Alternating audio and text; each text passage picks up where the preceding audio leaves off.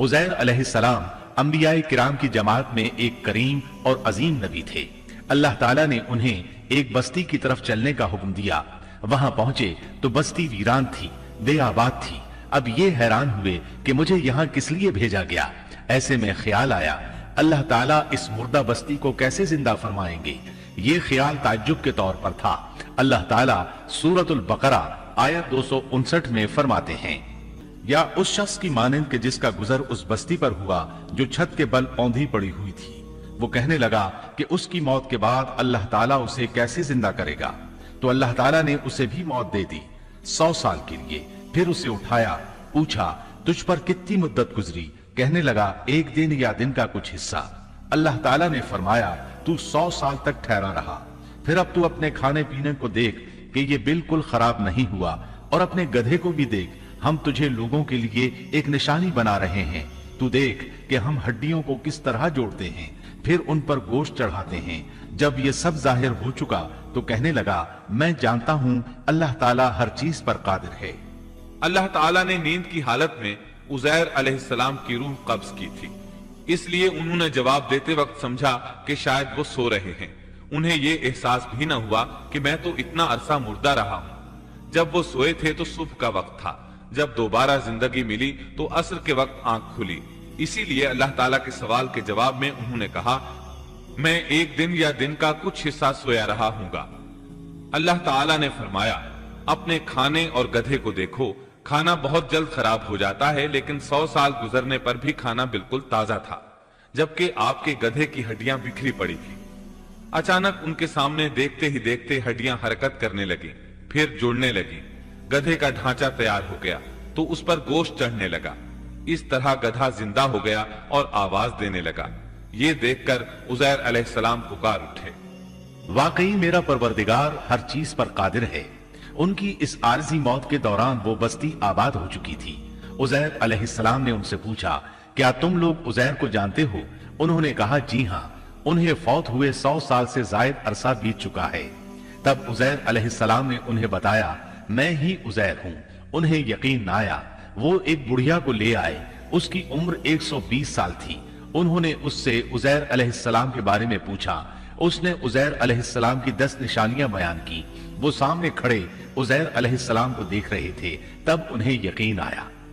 उज़ैर अलैहिस्सलाम उनके दरमियान क़याम पजीर रहे। आपने उन्हें नए सिरे से तौरात की तालीम दी। वो उसको भूल चुके थे। बस्ती वाले उनसे बहुत मुतासिर हो गए, उनकी ताजीम करने लगे। इस अजीम मोजज़े की वजह से रफ्ता रफ्ता वो उन्हें अल्लाह का बेटा तसव्वुर करने लगे। अल्लाह ताला सूरह तौबा आयत 30 में फरमाते हैं, और यहूदियों ने कहा उज़ैर अल्लाह के बेटे हैं। ये अल्लाह ने उनका एक जुर्म बयान किया है।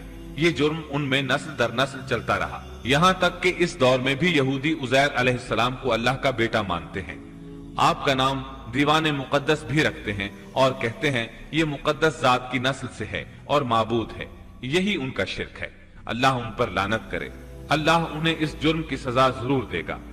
इंसान कितने ही बुलंद बाला मकाम पर पहुंच जाए और अल्लाह ताला के साथ उसे ज्यादा से ज्यादा कुर्ब हासिल हो जाए, तब भी वो अल्लाह का बंदा ही रहता है। और किसी भी बुलंदी पर पहुंचकर वो अल्लाह या अल्लाह का बेटा नहीं हो सकता, अल्लाह का शरीक नहीं हो सकता। अल्लाह जल्ल शानुहु की जात पाक वहदहु ला शरीक है और बाप बेटे की निस्बतों से पाक है।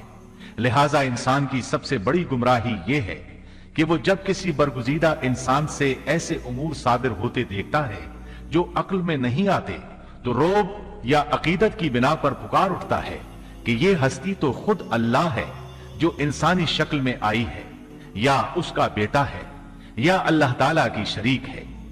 वो ये नहीं सोचता कि बिलाशुबह इन वाकयात का जारी होना अल्लाह की ताकत के जरिए है, जो बतौर निशान उस बरगुजीदा इंसान के हाथों जारी हुए। इसके बावजूद ये न अल्लाह है न अल्लाह का बेटा, बल्कि उसका एक पसंदीदा बंदा है।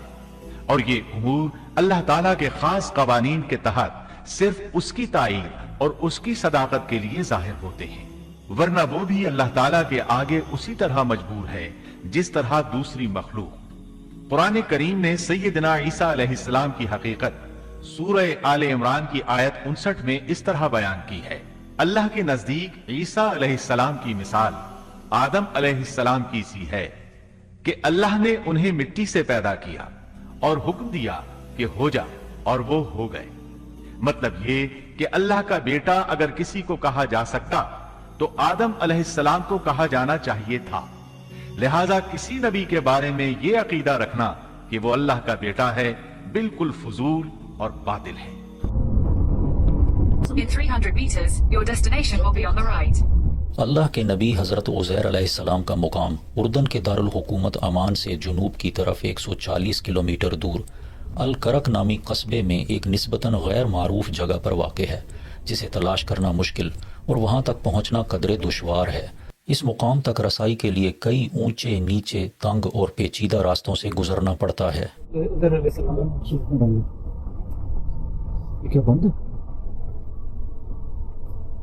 हमें इस बंद कमरे के करीब मुतजस्सिस देखकर करीब काम करते हुए एक मजदूर ने बताया कि मकबरा एक तहखाने में है जिसका रास्ता इस कमरे के पीछे से है। ये वजाहत ज़रूरी है कि कई और अंबिया की तरह हज़रत उज़ैर अलैहिस्सलाम का मुकाम भी मुख्तलिफ जगहों से मंसूब किया जाता है, जिनमें से एक मशहूर मुकाम इराक़ में भी है। हर मुकाम के बारे में ये दावा है कि वो असल मकबरा है, लेकिन इसकी हकीकत सिर्फ अल्लाह ताला ही बेहतर जानते हैं। मुकाम नबी सैयदना उज़ैर अलैहिस्सलाम। ताहम ऐसे तमाम मुकामात का एहतराम लाजिम है, क्योंकि कोई भी मुकाम असल मकबरा हो सकता है। अल्लाहु अकबर। अलैहिस्सलाम जो अल्लाह ताला के नबी हैं, उनका मज़ार है, उनकी ये कब्र है, तो उन पे हम हाज़िरी के लिए आए हैं, दुआ और फातिहा के लिए इंशाअल्लाह।